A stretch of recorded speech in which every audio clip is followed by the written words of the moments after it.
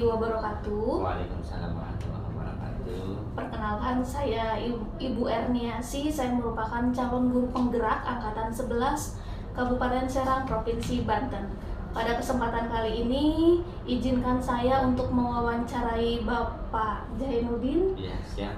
Beliau merupakan Kepala SMK Negeri 1 Cikande. Kegiatan ini merupakan pemenuhan tugas saya sebagai calon guru penggerak Angkatan 11 pada modul 3.1, tepatnya pada alur demonstrasi kontekstual.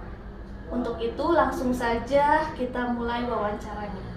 Assalamualaikum Bapak. Waalaikumsalam warahmatullahi wabarakatuh. Oke, Bapak apa kabar hari ini, sehat? Alhamdulillah baik dan sehat. Alhamdulillah, hari ini Bapak terlihat cerah ya Pak ya. Alhamdulillah. Mudah-mudahan selalu diliputi oleh kebahagiaan. Amin, Ya, Pak. amin, ya rabbal alamin. Oke Bapak, mohon izin Bapak, hari ini saya ingin mewawancarai Bapak terkait tugas saya sebagai calon guru penggerak, tepatnya pada modul 3.1. Ya. Nah, 3.1 ini merupakan modul tentang pengambilan keputusan berbasis nilai-nilai kebajikan sebagai pemimpin, di mana di dalam modul itu ada dua istilah ya Pak ya, ada dilema etika dan ada bujukan moral. Nah, dilema etika itu adalah situasi di mana seseorang, mungkin dalam hal ini Bapak sendiri sebagai pimpinan, dihadapkan pada pilihan yang sulit antara dua atau tindakan masing-masing yang memiliki nilai moral atau etika yang bertentangan. Contohnya misalkan kita ambil pengalaman di lingkungan sekolah ya Pak ya.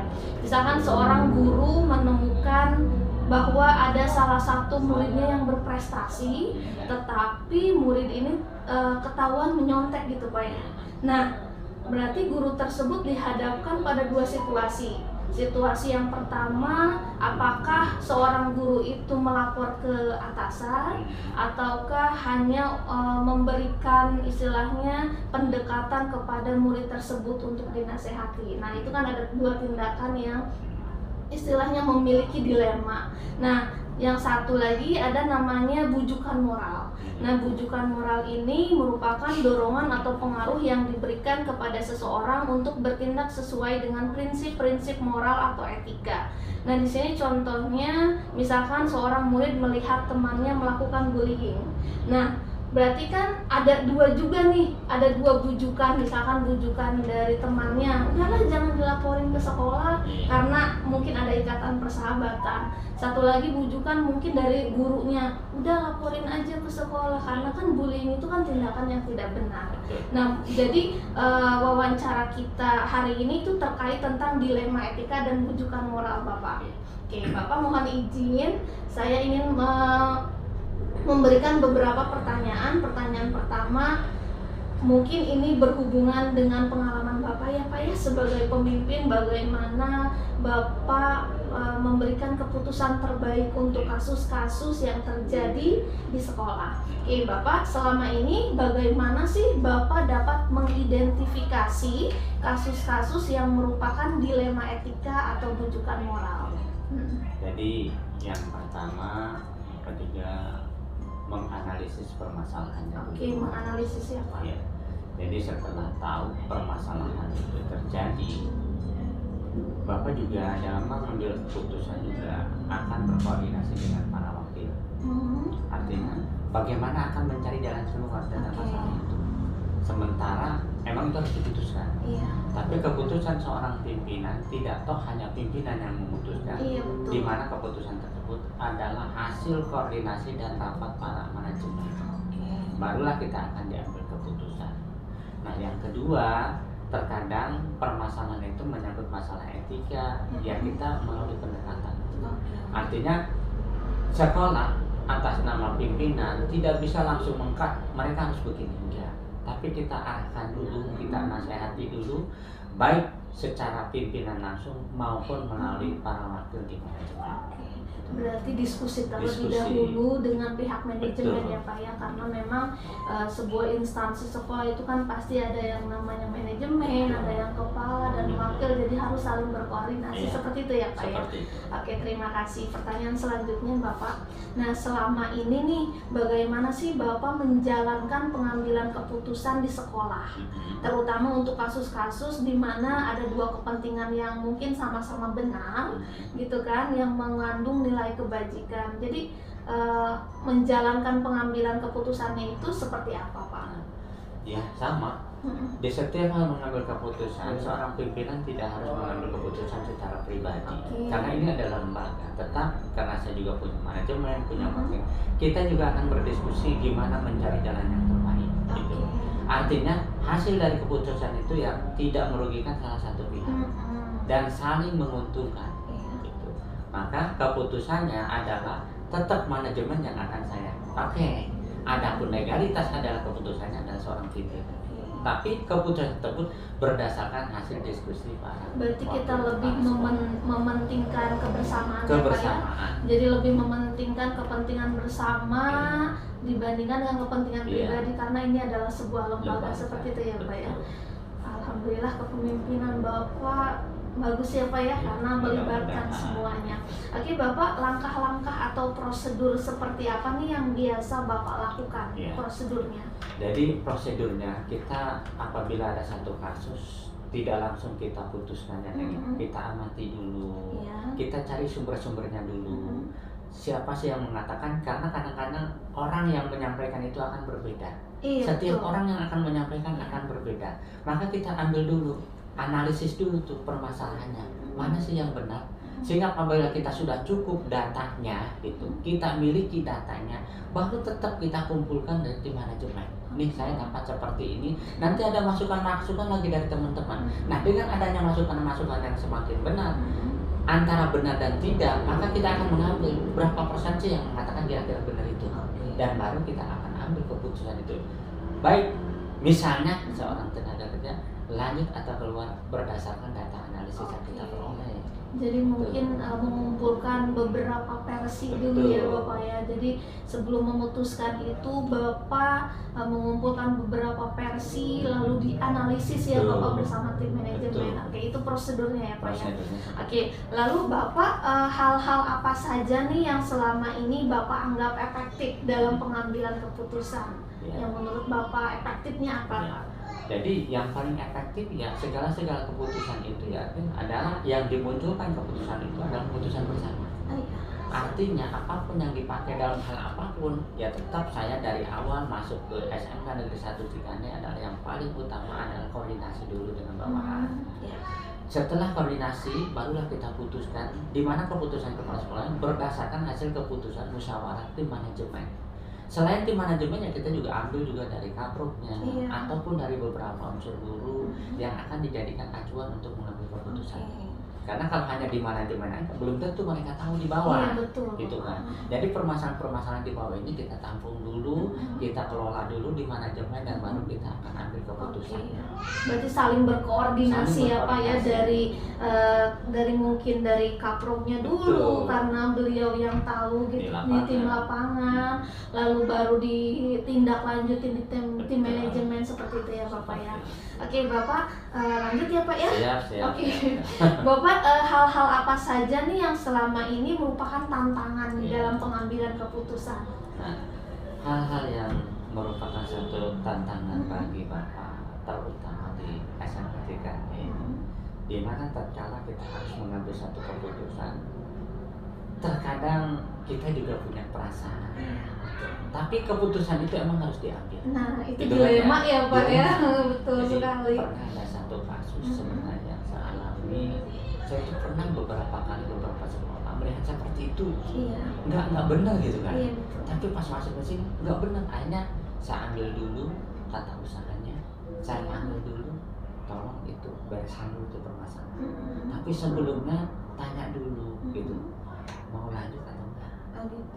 Kalau mau lanjut, ayo enggak kita kerja bareng di sini. Kalau enggak, udah saya putuskan keluar dari sini. Karena itu adalah ketegasan. Sekalipun secara hati nurani saya juga nggak tega, tapi kan secara prosedur salah, secara aturan salah. Nah itulah mungkin tugas seorang pimpinan, kita harus bisa memilah dan memilih.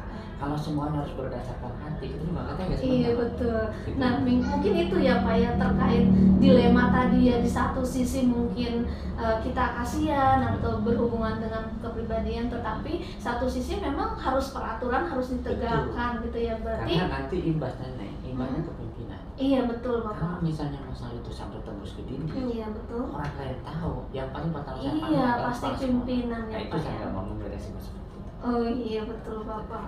Berarti memang tugas pemimpin itu memang amanatnya besar sekali ya Bapak ya, dimana kita bisa harus melakukan diskusi terbuka juga. Tadi Bapak bilang harus ada koordinasi dan segala macam ya Pak ya. Oke Bapak, apakah Bapak memiliki sebuah jadwal tertentu nih dalam penyelesaian kasus dilema etika? Mungkin Bapak jikalau menemukan kasus atau langsung ditindaklanjuti, atau Bapak harus menyesuaikan jadwal dulu, ntar aja lah minggu depan, atau seperti apa Bapak? Jadi kalau bagi saya, bagi Bapak pada prinsipnya dalam penyelesaian suatu permasalahan tidak harus pakai jadwal. Oke. Artinya kita fleksibel aja. Iya betul. Kenapa harus fleksibel? Biar permasalahan itu cepat Cepat selesai. selesai ya Pak Gitu. ya. Oke. Dan kita juga kalau terkait permasalahan dari siswa, kita ambilkan dulu dari BP-nya dulu, cari masalahnya. Terus dari siswanya, dari teman-teman guru, bukan hanya di manajemen. Nah, kalau masalah-masalah itu sudah sampai antara BP, wali kelas sudah masuk nih, barulah kita digodok di manajemen. Oke. Dan manajemen itu akhirnya keputusan terakhir diputuskan oleh kepala Iya, sekolah. betul. Itu pun berdasarkan adalah laporan dari Bapak. Jadi untuk penjadwalan selama ada ini ya, Bapak Pak. nggak ada, Berarti kita fleksibel aja. ya, berarti ketika ada kasus langsung Bapak tindak lanjuti ya Betul. Bapak ya, karena memang sejatinya jikalau ada kasus berlarut-larut pun itu tidak etis juga ya Pak ya kalau tidak langsung ditindaklanjuti. Terima kasih Bapak. Oke Bapak, selanjutnya ya ada 2 pertanyaan lagi nih Pak nih. Adakah seseorang atau faktor apa nih yang selama ini mempermudah Bapak atau membantu Bapak dalam pengambilan keputusan? Banyak. Oke, banyak ya Pak ya. Ya teman-teman di sini alhamdulillah, artinya semua tim manajemen termasuk tim kapro dalam mengambil satu keputusan itu. Kadang-kadang Bapak juga begini nih, kadang-kadang Bapak begini. Jadi sebenarnya permasalahan sudah selesai, tinggal hanya Bapak memutuskan. Ketuk palu ya. Artinya kita punya manajemen ini sudah jalan. Bahkan kalau hal kasus masalah kecil, makanya hanya laporan ke Bapak. Oh gitu. Karena kenapa? Sudah bisa diselesaikan. Selesai Artinya sendiri. secara administrasi manajemen di sini sudah bagus. Kecuali hal yang urgent yang terkait dengan pemilihan seseorang atau penempatan itu baru kita akan dibicarakan di manajemen. Artinya semua para wakasnya di sini turut membantu dalam mengambil keputusan atau memecahkan satu permasalahan yang ada di sekolah.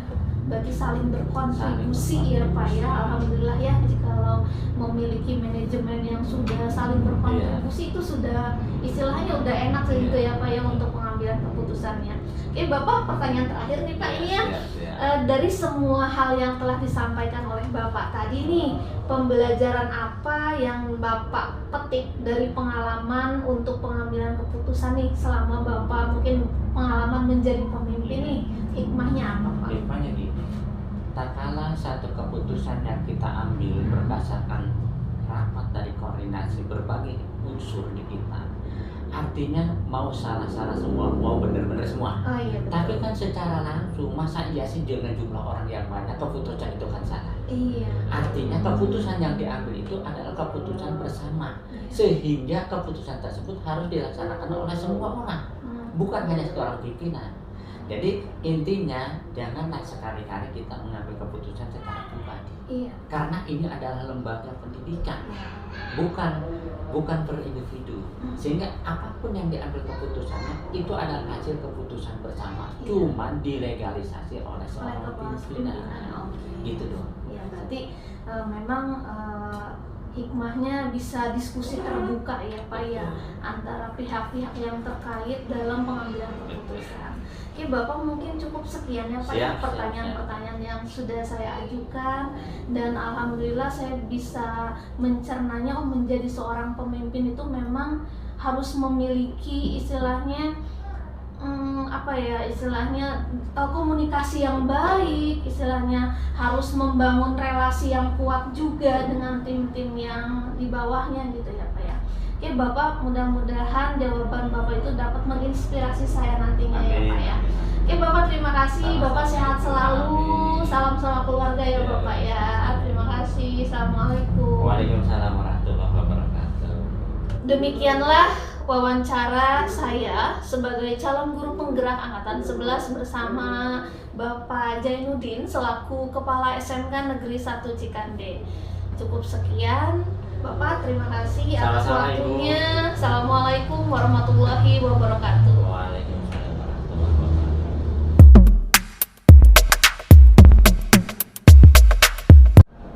Assalamualaikum warahmatullahi wabarakatuh. Saya Erniasi, saya merupakan calon guru penggerak angkatan 11 Kabupaten Serang Provinsi Banten. Pada kesempatan kali ini, izinkan saya untuk mewawancarai Bapak Ade Arif Rohmana. Beliau merupakan Kepala Sekolah SMA Bait Al-Quran ya Pak ya. Oke, di kawasan modern Kecamatan Cikande, Kabupaten Serang, Provinsi Banten. Pada kesempatan kali ini, kegiatan wawancara ini untuk memenuhi tugas saya di Pendidikan Guru Penggerak Angkatan 11 pada modul 3.1, khususnya pada alur demonstrasi kontekstual. Oke, langsung saja saya mulai untuk mewawancarainya. Assalamualaikum Pak Ade. Waalaikumsalam Ibu Erni. Oke, apa kabar Pak? Alhamdulillah. Alhamdulillah sehat ya. Alhamdulillah sehat. Bapak terlihat segar sekali hari ini ya Pak ya. Karena saya mau diwawancari Bu Erni hari Oh, ini, begitu. saya begitu semangat untuk Oke, terima kasih. melaksanakan wawancara. Oke Bapak, terima kasih memenuhi undangan saya untuk melakukan wawancara Baik. terkait tugas saya untuk memenuhi alur demonstrasi kontekstual pada modul 3.1. Baik.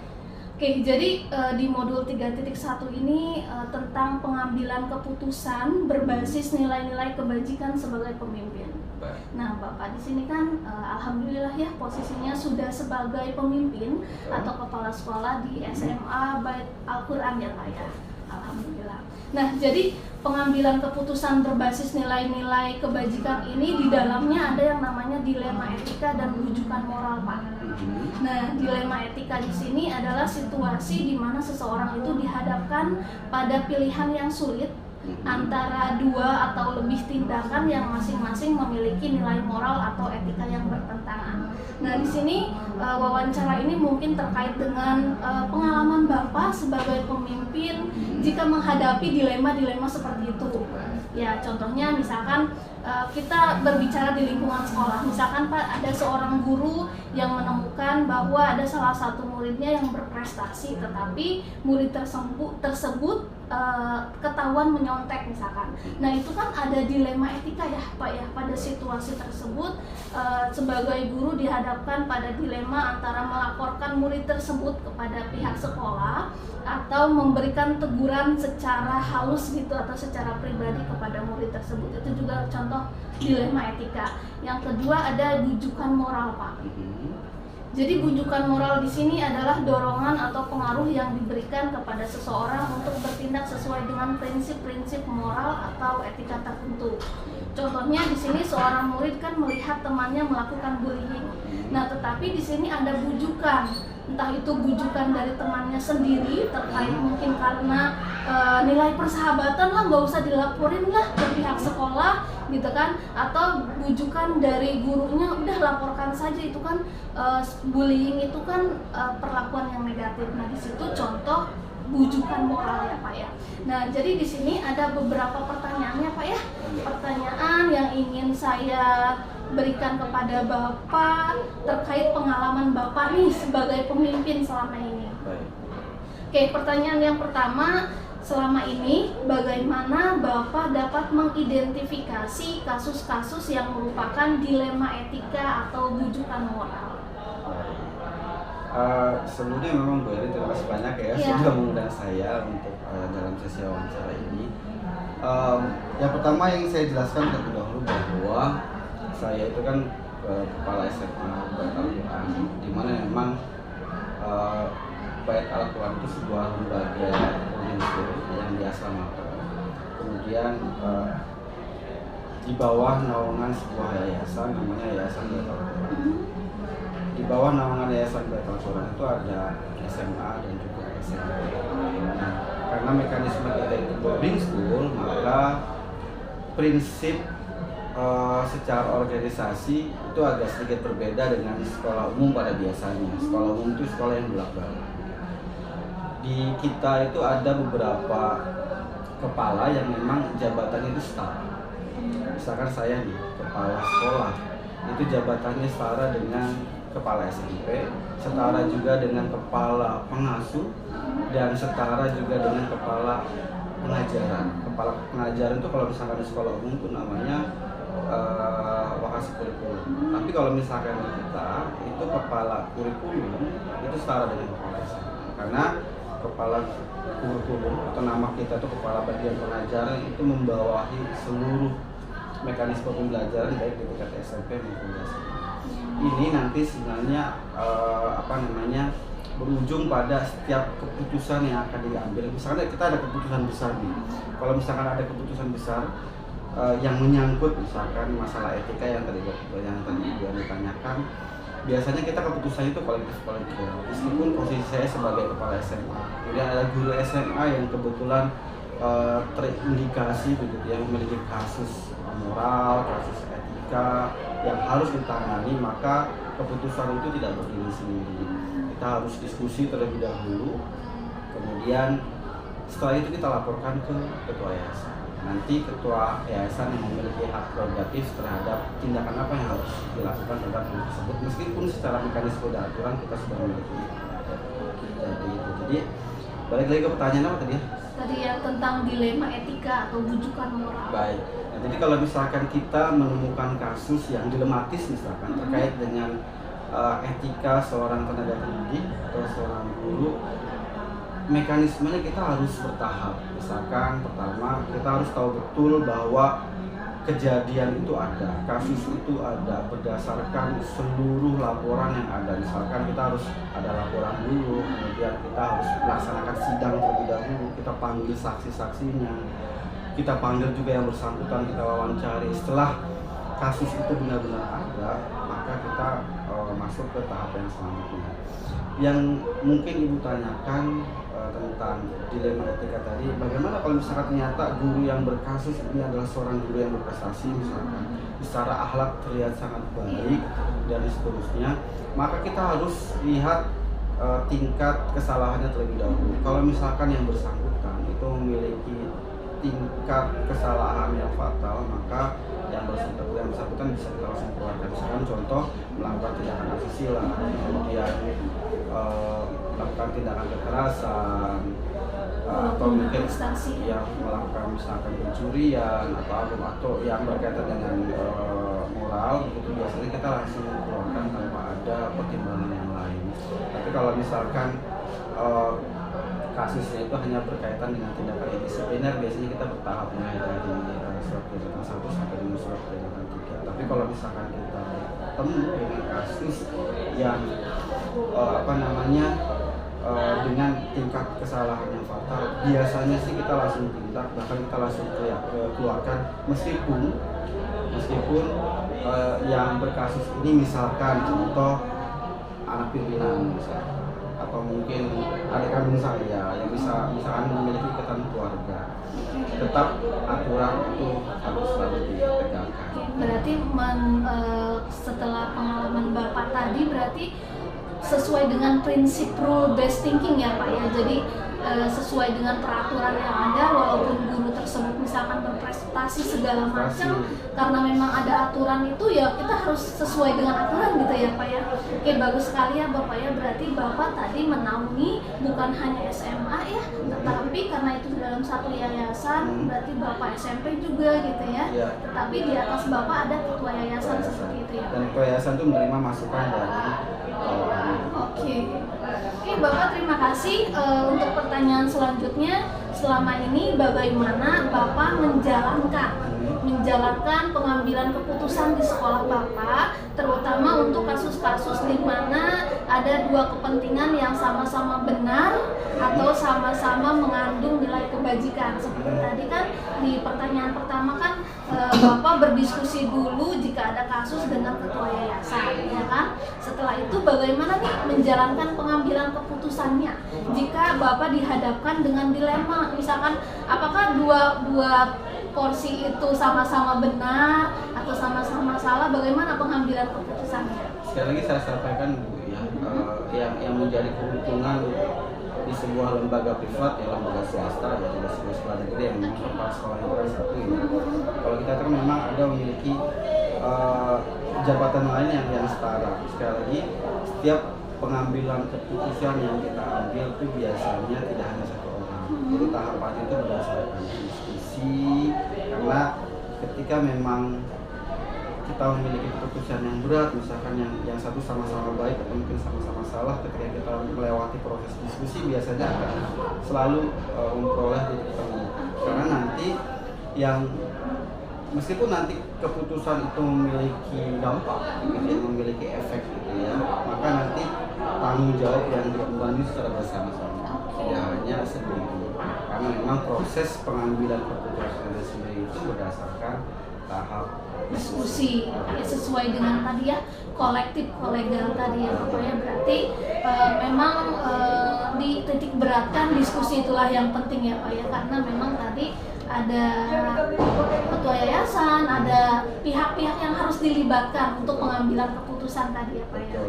Oke Bapak, lanjut langkah-langkah atau prosedur seperti apa nih yang biasa Bapak lakukan selama diskusi itu biasanya? Langkah-langkahnya apa untuk mengambil keputusan tadi? Baik. Kalau misalkan langkah-langkah teknis ya secara umum seperti biasa nih, seperti ini misalkan kita undang para pihak-pihak yang berwenang, kemudian kita jabarkan bahwa kita memiliki kasus tertentu. Dan setelah itu masing-masing dari kita mengemukakan pendapat keputusan apa yang layak diambil. Setelah itu kalau misalkan kita sudah punya keputusan yang diambil, kalau kaitan masalah itu terkait dengan guru, biasanya itu kita panggil secara bersama-sama. Jadi tidak secara individu. Misalkan ada kasus misalnya terkait dengan dilema etika tadi, misalkan kita ada guru yang bermasalah dan harus diambil keputusan meskipun keputusan yang berat, maka nanti proses pemanggilannya juga tidak sendiri. Jadi ibaratnya kayak sidang lah gitu ya. Misalkan ada 4 jabatan nih, kepala SMP, kepala SMA, kepala bagian pengajaran, kepala bagian pengasuhan, kita berkumpul 4, kemudian guru yang tersebut kita panggil. Kita panggil, kita jelaskan, kita pertanyakan apakah memang yang bersangkutan memiliki kasus seperti itu. Kalau misalkan yang bersangkutan mengiyakan, maka keputusan bisa langsung diambil saat itu. Berarti diskusinya terbuka ya Bapak ya. Jadi dihadirkan oleh semua yang berkepentingan sehingga kan ada saksi-saksi gitu ya Pak ya. Oke Bapak, selanjutnya hal-hal apa saja nih yang selama ini Bapak anggap efektif dalam pengambilan keputusan pada kasus-kasus dilema etika? Jadi yang menurut Bapak yang efektif itu yang seperti tadi diskusi atau ada hal lain yang lebih efektif Pak dalam pengambilan keputusan? Kalau misalkan melihat efektivitas itu tergantung apakah sebuah keputusan yang kita ambil itu bisa menimbulkan efek keberlanjutan atau tidak, efek lanjutan atau tidak. Misalkan begini, ketika kita pada suatu momen begitu ya, ada guru yang memang memiliki kasus etika dan ketika proses pengambilannya juga ada dilema di situ, dan setelah itu keputusan sudah diambil, ternyata memang hal yang sudah kita lakukan itu berdampak pada guru yang lain. Mereka melihat, oh ternyata memang guru yang berprestasi, guru yang punya hubungan keluarga sekalipun, kalau memang yang bersangkutan memiliki sebuah kasus yang tidak diterima, artinya sebuah kasus besar yang tidak termaafkan, contoh, ternyata Dewan Pimpinan juga bisa mengambil keputusan secara tepat dan juga tegas tanpa pandang bulu. Nah, efektivitasnya itu terlihat tatkala memang yang lain pun merasa bahwa lembaga kita ini lembaga yang memiliki integritas, yang memang ketika sebuah aturan itu harus ditegakkan tanpa adanya pertimbangan dilema etika tadi. Oke, berarti sesuai dengan kesepakatan bersama, tergantung dari maksudnya rule based thinking tadi sesuai dengan peraturan tadi ya Bapak ya. Oke, lalu hal-hal apa saja nih yang selama ini merupakan tantangan? Nah, sebagai Bapak, sebagai pemimpin, tantangan dalam pengambilan keputusan apa nih Pak? Tantangannya?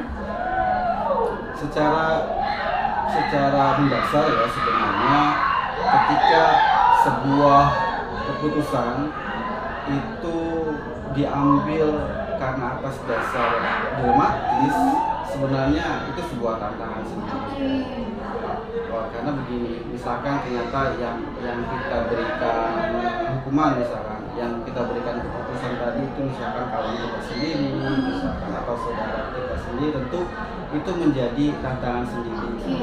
Tapi sekali lagi karena kita menegakkan aturan, kita menjunjung tinggi integritas, tetap keputusan itu harus diambil dan kita bisa meletakkan posisi kita sebagai seorang pemimpin bahwa aturan harus tetap dilakukan dan itu semua tantangan sendiri. Oke, jadi di sini sudah bisa saya garis bawahi tantangan terbesarnya ketika Bapak dihadapi dengan kasus yang dilema, mungkin yang ada satu sisi, oh ini saudara saya mungkin ya, tapi ada satu sisi kita harus menegakkan, menjunjung tinggi tentang peraturan seperti itu ya, itu tantangannya ya. Oke Bapak, selanjutnya apakah Bapak memiliki sebuah jadwal tertentu dalam penyesuaian kasus dilema etika? Apakah Bapak langsung menyelesaikan di tempat atau memiliki sebuah jadwal untuk menyelesaikannya gitu? Apakah ada jadwal tertentu ketika Bapak menghadapi sebuah kasus yang termasuk dilema? Apakah ada waktu tertentu? Apakah ketika ada kasus itu Bapak langsung eksekusi nih, mengumpulkan atau seperti apa? Ya, tergantung sih Bu ya, tergantung. Jadi tergantung momentumnya saja. Oke, gitu. Kita itu biasanya paling tidak bisa untuk menunda-nunda hal apalagi terkait kasus besar misalkan kita dilema ya. Biasanya sih kalau misalkan kita ada kasus tertentu yang harus kita selesaikan, biasanya kita selesaikan cepat. Meskipun memang kita itu sudah punya jadwal rutin bulanan biasanya. Sesama pengurus itu biasanya akan ketemu di awal bulan untuk membahas segala sesuatu yang berhubungan dengan lembaga. Tapi tatkala kita menemukan sebuah kasus yang Urgent gitu ya, penting, besar kaitannya dengan lembaga, itu biasanya kita selesaikan sesuai dengan jadwal masing-masing ada sebenarnya. Misalnya masing-masing ternyata memiliki waktu yang sama, biasanya kita langsung selesaikan dengan cepat. Berarti tidak perlu menunggu setiap bulan, awal bulan mungkin ya Pak. Tidak perlu menunggu. Berarti gercep juga ya Bapak Ya ya. karena begini Bu ya, kita kan Iya. lembaga, Siap. swasta. Kita itu kan lembaga swasta, berbeda mungkin dengan lembaga negeri. Lembaga swasta itu sulit sekali menaikkan namanya. Supaya namanya itu naik itu sulit, Iya. tapi mudah sekali turun. Gitu. Jadi ketika kita ada kasus besar yang itu terekspos keluar, itu biasanya mencoreng nama kita dan nama kita akan turun dengan begitu cepatnya. Jadi kita menjaga betul Image-nya kita ya. image, integritas, begitu dan segala sesuatu yang berhubungan dengan nama lembaga.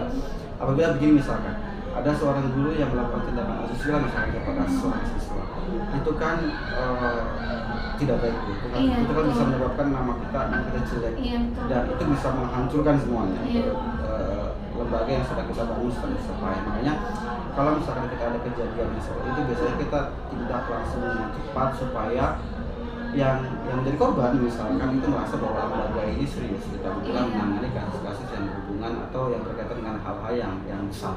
Oke, berarti memang bagus sekali ya kepemimpinan Bapak ya. Jadi tindakan cepat itu memang diperlukan jikalau ada kasus-kasus, apalagi kasus dilema etika tadi ya Pak ya. Oke Bapak, ada 2 pertanyaan lagi ya Pak ya. Pertanyaan selanjutnya, adakah seseorang atau faktor apa yang selama ini mempermudah atau membantu Bapak dalam pengambilan keputusan dalam kasus dilema etika ini? Ada faktor atau yang membantu Bapak? Ada tidak? Mungkin dari tadi itu tadi ya Pak ya, diskusi itu mungkin ya Pak ya. Sebenarnya faktor yang mempermudah itu kan komunikasi itu ya. Oke, Kita buka komunikasi. baik. Karena memang masing-masing dari kita, masing-masing dari pemimpin yang tadi saya sebutkan tadi, itu kan memiliki kepentingannya masing-masing, memiliki pendapatnya masing-masing, memiliki egonya masing-masing. Tapi dengan keterbukaan, jalinan komunikasi yang terus dibangun, itu biasanya menjadi faktor penentu setiap keputusan yang diambil. Jadi keterbukaan, kemudian jalinan komunikasi dan mendahulukan kepentingan lembaga itu menjadi faktor utama setiap keputusan yang diambil. Oke, berarti tidak mementingkan pribadi, tapi kita dahulukan dulu nih ya lembaga ini gimana dan komunikasi itu memang penting ya Pak ya di dalam kepemimpinan Bapak. Memang betul ya Pak ya, jika kita berbicara komunikasi berarti ketika kita berbicara seorang pemimpin juga berarti kan pemimpin itu harus memiliki relasi yang baik terhadap bawahannya dan bagaimana cara membangun komunikasi yang baik itu ya Pak ya. Oke, bagus sekali ya Bapak ya.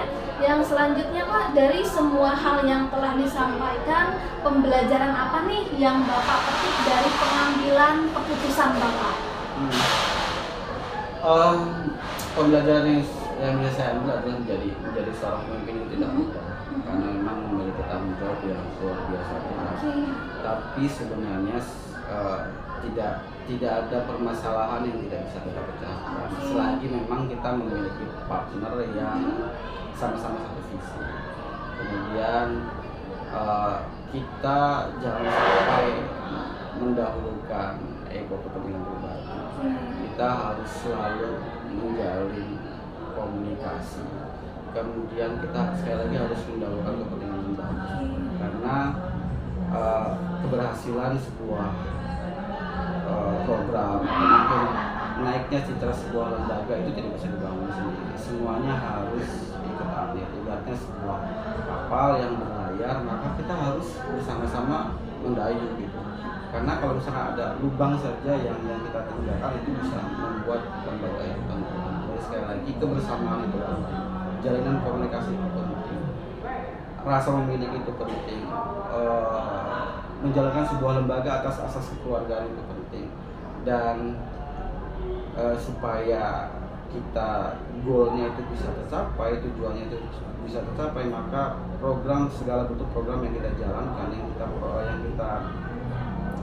agendakan sedemikian rupa itu harus bisa berjalan berdasarkan apa yang saya sampaikan di awal. Berarti partner juga mempengaruhi sekali ya Pak ya untuk istilahnya kedepannya gitu ya. Oke Bapak, terima kasih, semua pertanyaan sudah saya ajukan. Bapak terima kasih sekali sudah menjawab penasaran saya bagaimana menjadi seorang pemimpin gitu ya Bapak ya. Bapak sehat terus, terima kasih atas waktunya, salam sama keluarga ya Pak ya. Terima kasih Mbak Eni. Oke, assalamualaikum. Waalaikumsalam.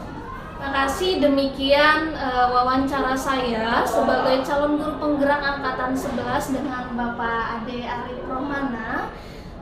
Mudah-mudahan dari wawancara ini saya bisa mengambil hikmah, saya bisa mengevaluasi bagaimana cara pengambilan keputusan oleh seorang pemimpin. Oke, assalamualaikum warahmatullahi wabarakatuh. Waalaikumsalam.